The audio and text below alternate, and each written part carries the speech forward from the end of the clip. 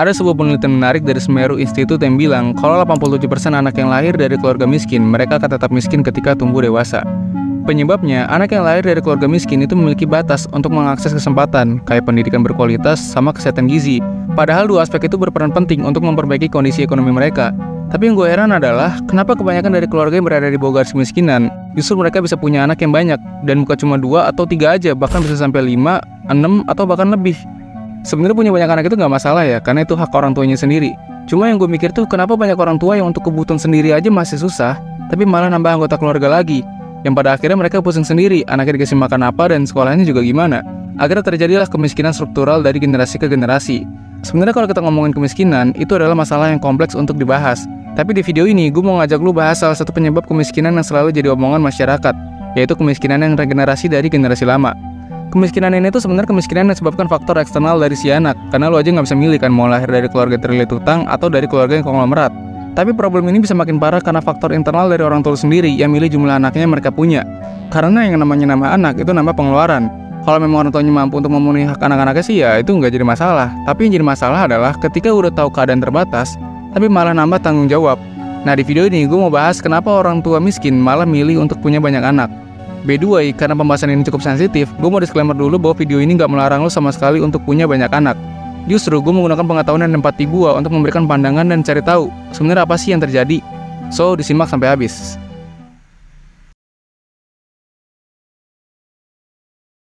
Penyebab kemiskinan itu terbagi jadi 2, ada yang kultural dan struktural. Kalau kemiskinan kultural itu disebabkan faktor internal diri sendiri, kayak malas bekerja, nggak mau belajar, dan gampang menyerah.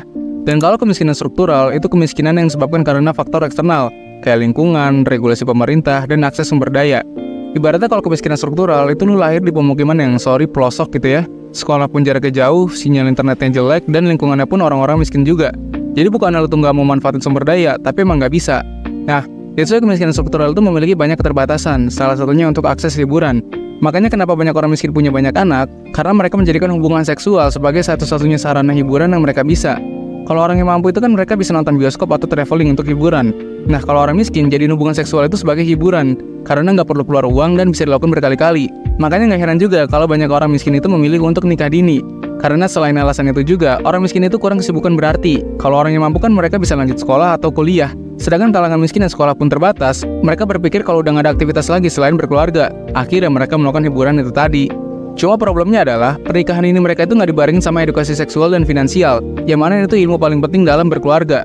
Kenapa? Karena yang takutin itu ketika kemampuan ekonominya nggak mampu memenuhi tanggung jawabnya sebagai orang tua, yang ada mereka bisa terjerumus utang kiri kanan. Akhirnya anak-anaknya malah disuruh ikut bantu cari nafkah. Dan karena anak mereka itu nggak punya bekal pendidikan ya, mau nggak mau ya mereka ngelakuin pekerjaan yang upahnya rendah juga. Jadi alasan kenapa kemiskinan ini kayak siklus yang nggak habis-habis, karena keterbatasan edukasi itu membuat mereka kehilangan kendali atas kemampuannya, dan juga tanggung jawab mereka itu ngelebihin kemampuan ekonominya. Well, karena kemiskinan ini faktor eksternal, berarti solusinya juga harus eksternal dari pemerintah, kayak akses pendidikan dan internet. Dan nggak cukup di situ aja, untuk keluar dari siklus kemiskinan ini, butuh effort internal yang gila dan kesadaran diri kalau mau cabut dari siklus itu. Nah selanjutnya ada satu prinsip yang cukup sensitif, kenapa banyak orang miskin itu memilih punya banyak anak. Dan gue rasa lo udah gak asing sama kalimatnya.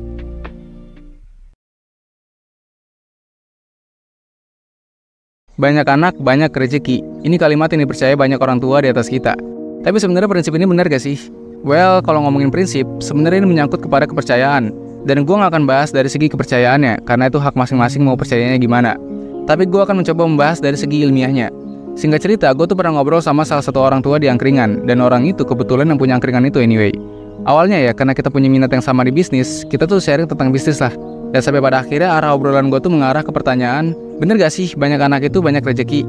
Dan jawaban dari doi itu bener-bener gue baru ngeh. Jadi beliau tuh bilang kalau prinsip banyak anak banyak rezeki itu kepercayaan generasi lama, which is generasi beliau juga termasuk. Karena kalau generasi dulu, anak mereka tuh bertingkat, kayak 4 tahun sekali atau 5 tahun sekali. Jadi gap satu anak ke saudara lainnya itu gak berdekatan. Fungsinya supaya ketika anak pertama dewasa, dia bisa bantu anak kedua, dan anak kedua bisa bantu anak ketiga, begitu seterusnya. Masalahnya kalau di generasi sekarang, jarak mereka tuh berdekatan, paling 1-2 tahun sekali. Makanya ketika satu anak butuh biaya yang banyak, anak yang lainnya juga butuh biaya yang banyak. Jadi ya, orang tua mereka tuh bisa kehilangan kendali atas kemampuan mereka. Prinsip ini sebenarnya mirip kayak ajakan cepet-cepet nikah untuk terhindar zina. Memang betul dan niatnya pun bagus. Cuma jangan sampai niat menghindari zina tapi lupa untuk persiapan terhindar dari masalah finansial. Akhirnya menggunakan prinsip banyak anak banyak rezeki seolah menjadikan anaknya itu instrumen investasi untuk mendatangkan rezeki. Padahal prinsip ini nggak bisa turun begitu aja secara harafiah, tapi harus ada penyesuaian juga dari kondisi kita masing-masing. Memang sih betul ada beberapa kasus anak yang berhasil sampai lulus kuliah segala macam. Tapi nggak menutup fakta kan kalau banyak yang pada akhirnya anaknya terbengkalai, kayak pernikahan dini, pendidikan yang berantakan, masalah ekonomi, yang akhirnya ngebuat siklus ini muter terus. So, menurut gua anak itu memang rezeki yang Tuhan kasih, tapi tanyain ke diri sendiri dulu, mampu nggak ngerawat rezeki itu?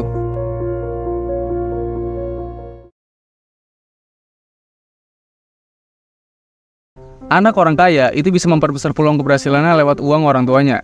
Misal, si anak pengen nyoba buka usaha tapi nggak punya modal, dia bisa minta ke orang tuanya. Atau kalau dia mau jadi dokter, orang tuanya bisa nyekolahin dia ke sekolah kedokteran dengan kualitas yang terbaik. Jelas, itu bisa memperbesar peluang keberhasilan si anak. Karena anak orang kaya itu bisa punya peluang berkali-kali untuk cari tahu bakatnya ada di mana. Kalau dia gagal pun dia bisa coba lagi yang lain. Itu cara orang kaya memperbesar peluang keberhasilannya. Nah, kalau orang miskin itu memperbesar peluangnya bukan dari kualitas, tapi kuantitas. Keterbatasan sumber daya justru membuat mereka mengambil cara generasi lama untuk meningkatin kualitas hidupnya, yaitu dengan cara memperbanyak anak. Mereka percaya kalau salah satu di antara banyaknya anak yang mereka lahirin itu bisa mengangkat derajat keluarganya. Walaupun cara ini benar-benar beresiko. Ibaratnya kalau orang kaya, dia nanam satu pohon pun gak masalah, karena dia bisa kasih perawatan terbaik untuk pohonnya sampai berbuah. Mulai dari pupuk yang terbaik, jenis airnya juga yang berkualitas. Nah, sedangkan kalau orang miskin, mereka cuma bisa tanam pohon sebanyak-banyaknya dan berharap salah satu aja pohonnya bisa ngasilin buah. Bukannya dia nggak mau ngasih pupuk atau air yang berkualitas, tapi memang dia nggak punya. Makanya orang yang bilang banyak anak banyak rezeki itu alasan orang yang menjadikan anaknya investasi, itu nggak salah juga. Karena memang tujuannya berharap salah satu anaknya itu berhasil. Simpelnya, orang kaya itu berinvestasi pada anaknya, sedangkan orang miskin itu menginvestasikan anaknya. Nah, sekarang masalah pernikahan dini. Coba bayangin kalau orang miskin itu nikah pas udah usia 30-40-an. Ketika anak ketemu dewasa, which is makin butuh banyak biaya, fisik dia tuh udah gak sekuat pas usia 20 atau 30-an ketika bekerja. Yang ada, anaknya malah putus sekolah dan harus bantu orang tuanya mencari nafkah. Cuma problemnya adalah, mereka melakukan nikah dini dan gak punya bekal apapun, tapi malah ningkatin tanggung jawabnya. Mungkin karena keterbatasan edukasi kali ya, membuat mereka itu gak bisa menakar resiko yang harus mereka ambil. Jadi apa yang kelihatan buruk bagi kita, bisa aja itu jalan satu-satunya yang bisa mereka lakukan untuk keluar dari kemiskinan. Cuman, cara ini benar-benar beresiko tinggi. Antara anaknya beneran berhasil, atau justru bisa ngebuat satu generasi hidup dalam keadaan yang sama bahkan lebih parah.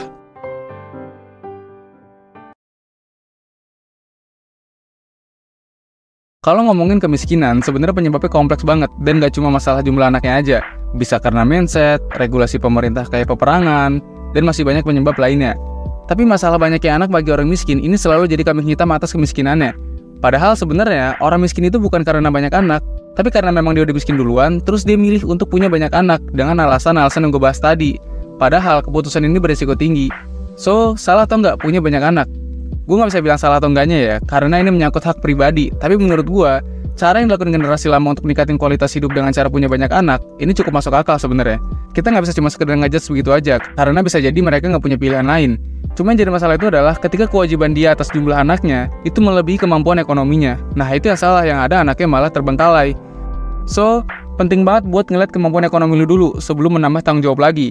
Dan again, gue gak melarang lu dan siapapun sama sekali untuk punya banyak anak. Gue cuma memberikan pertimbangan dan mencari tahu apa yang sebenarnya terjadi lewat pengetahuan dan empati yang gue punya. So, sekian dulu pembahasan kita kali ini. Koreksi gue kalau ada kesalahan. Sampai jumpa di segmen selanjutnya.